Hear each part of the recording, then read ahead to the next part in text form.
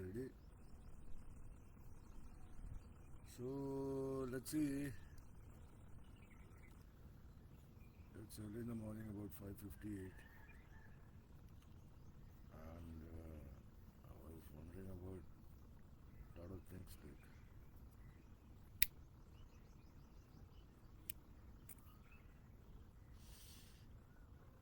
Uh, it doesn't really, you know, it doesn't only concern Christians. See, in Bible, there's a verse like Deuteronomy 4, chapter 4, second verse. You're not supposed to add or subtract anything from the words of God, the words of God. But on another chapter in Revelation 22nd, 13, I think, it says like, I'm Alpha and Omega. And Alpha and Omega, in case it's somewhere in the background, are the Greek alphabets, like, A to Z. So the thing is like, I was supposed to decode certain things, like decipher this our what do you call that, native tongue and all that. So the thing is like, let's forget about our own this thing, like script, as if when we come to think of it, like script came from Sanskrit, it seems. Sanskrit being the first script of all. But here I'd like to say, like, when these you don't have to feel bad about Aryans, like, Aryan invasion. It's something like anything that is invaded by the outsiders. The outsiders are always Aryan. Okay, the ones who are local, they are native. So Aryan invasion takes place almost every day. It's it's just a matter of perceiving or visualizing that scene, like, So the thing is like, we are natives here. We were natives. I mean, like, soil is native everywhere. So that you need to understand, like, you don't have to. You can never say this place is mine. You really can't say. That way, you're limiting yourself and a lot of other things. The thing is uh, Mohenjo-daro, the Indus Valley civilization. It's an indigenous civilization. It's a project of, it's a projection. It's a copy of real India in indigenous lifestyle. The thing is, indigenous people, they were kind of gypsies. They understood nature, they understood the seasons, like, so they kept on moving. They never settled down. That happened after the outsiders came and they saw like how we were, one with nature. So they wanted to have that knowledge. That is actually gold. That is our true treasure. Okay. For us tribals, after Aryans came, like, they flipped the whole culture, like, our lifestyle. The thing is like, our real treasure is our women, our girl child, and our lands. Okay, without them, men can't do anything. So that's another thing. The thing is like, how this Alpha and Omega, that is the script, A to Z. It doesn't matter what language you use. You're always bound by the script you use. You cannot think beyond that. Okay, so your thoughts are molded by the script, the phonetics. So this is where I tell you the real uh, what do you say, like, how scripts came to be. So if Sanskrit is the thing, like, this is how it comes to it. Like, we guys are called Munda. Okay, we are called Munda, but we don't call, we never had any language. that is another thing. We'll discuss about it sometime later. So the thing is like these guys are outsiders. They have their own language. We have our own. I mean, like from there, okay, from there, let's try to understand. So these guys they come and they try to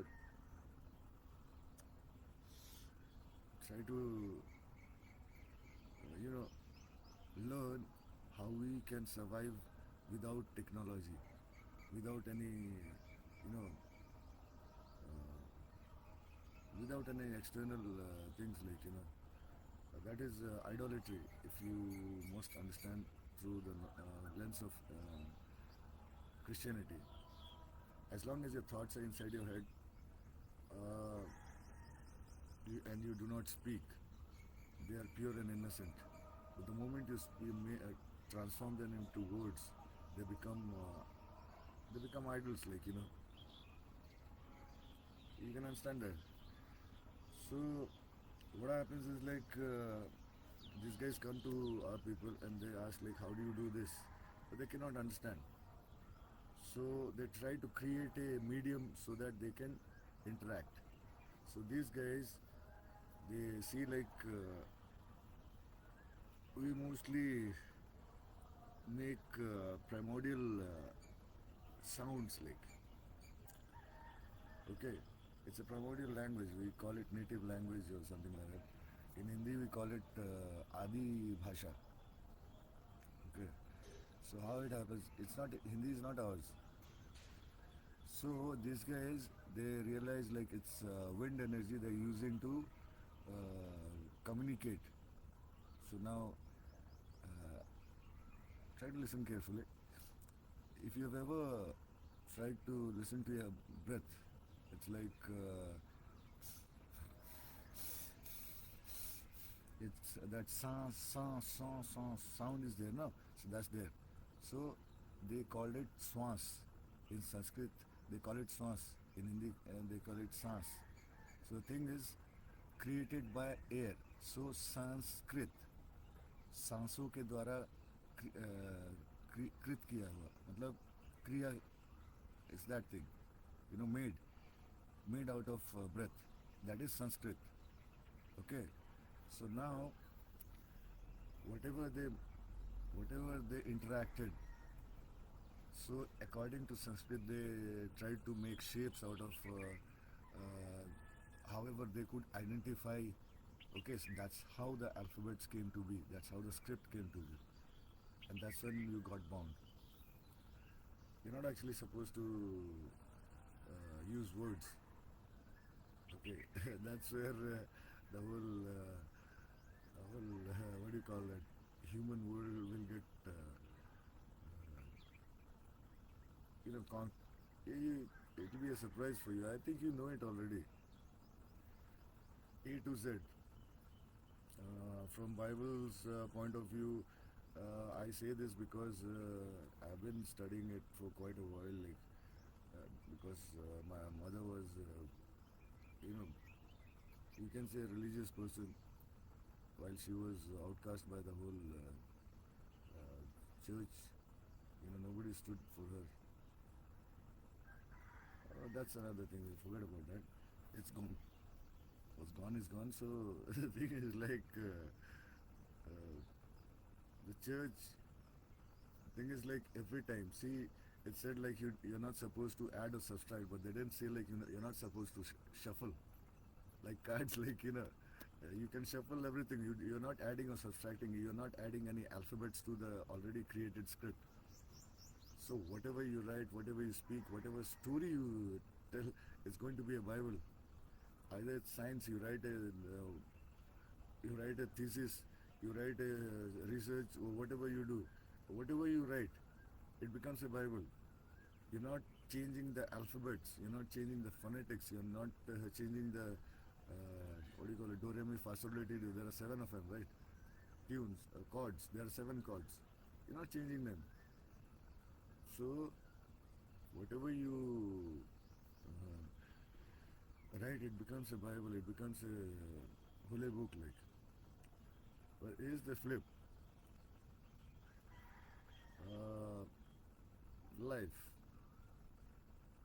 Okay, the scripts came. If you look at I mean, if you trace back the history of script when it started, like it might be about 5, 6 thousand, and even 7,000 or 10,000. Take, take. I mean, take the max of 10,000. Even if 1,000 years, like life has been there for much more longer period, like 13 point some 8 billion years. But that's just one loop, like. Okay, Big Bang keeps on happening every moment. So the thing is like life has been there for a long time. Bible is about all the holy books are about life, how you are supposed to live it, or how to be alive, how to live eternal life.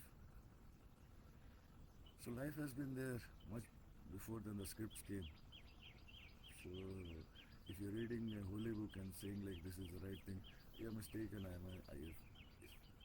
It's a human thing between A to Z. Okay, rights and wrongs are created by alphabets, not by nature, not by existence. So by A to Z, it was written. There was a human operating system that was created, and it was installed in beings like us. I'm out of it, so I don't really. I'm not bound by it anymore. In a way, like but I'm stuck here because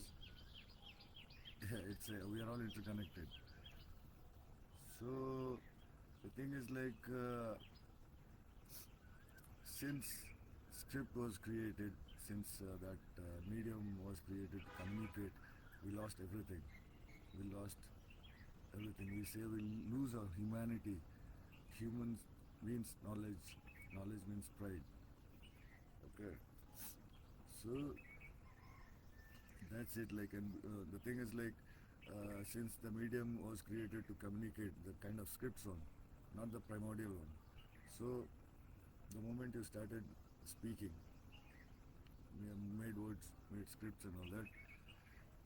We went through a lot of powerful hands, and each time they made their own amendments. The social environment changes every generation, and every generation needs a different rule, or say like the way to engage with its environment, to connect.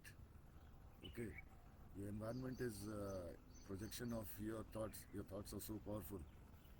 The way you think, you create an environment, and that is a very dangerous thing. That is a very dangerous thing. I mean, like, see what you've done. I looked around, like, they're all concrete. It's concrete everywhere. There's no grass and all that. So these animals, like, cows and dogs and all, they eat whatever they get, like plastic and this and that, and all garbage. So when they give milk, you drink that milk, and that's how your body becomes. It's karma. The best way to understand karma is like you shoot a bullet this way, in front of you. The bullet will go take a whole round and come back exactly right behind you and hit you back, like it's something like that. And the closest one, if you want to understand karma, is something like get a parrot. In India, I've seen most of them, like they'll get a parrot and they'll speak to it, like they'll try to call it, like you're a parrot, like Hindi they call me too. Around here they call it me too. So they're calling me too, me too, me too. Finally, that being, like he says, "All right, me too." Like it's like karma. You're throwing away. I'm like shooting wind energy. Like okay, in waves, then it comes back to you. It's the same thing. So think about it. It's I know how to come out of it, but it takes a lot of letting go. The feeling of isolation, feeling of being abandoned. You have to be there. Otherwise, as long as you have that name, that is a human name, you carry that name, you won't be free. So see about that. And this is what I was thinking. Like why people do not understand like even after getting educated, even after following things religiously, they still fight. That used to, you know, strike me like, why is it like that? The thing is like, life is like a mirror. Okay, life, Bible, Quran, Gita, it's like a mirror. You will see your soul in that. Then you won't like what you see. Take that. You won't like. Then you'll try to rearrange it, like, break the mirror. When you try to rearrange the mirror, you break it. Then rearrange it. Then the next one comes and sees, and he rearranges it. Okay, so you're not actually seeing the true reflection of your soul. You're seeing your broken pieces. And for me, like, the way I feel it, like, I was made out of broken pieces. So I know how to join the mirror. I can see the real thing. So it's something, it's how you guys call like gift, blessing or something like that. It's just that. But I don't call all that, like, it's always been there like that. So just, you know, try to wrap what I said and try to analyze like a seed, like, okay, when you plant a seed, it takes time to grow. Let it sink in. Try to be calm. That's when you'll see. I usually am on on my terrace, like, top floor. I like to watch the sunrise, and I see a lot of things. Nature and all that, no? So the trees and birds and yeah, wind and everything, though, they are our ancestors. Okay, they are our ancestors. They're eternal. So I'm the summation of all these five elements. So I'm eternal. I know that. I'm only trapped in this vessel. That's not much of a big thing. Nothing happens. Nothing goes away. Nothing comes in. So that's for another time. Let's dwell on that. A lot of things come in when the day goes by. It evolves, and what our ancestors speak to me, I understand. It becomes very easy for me. It's okay. So we'll catch up the next time.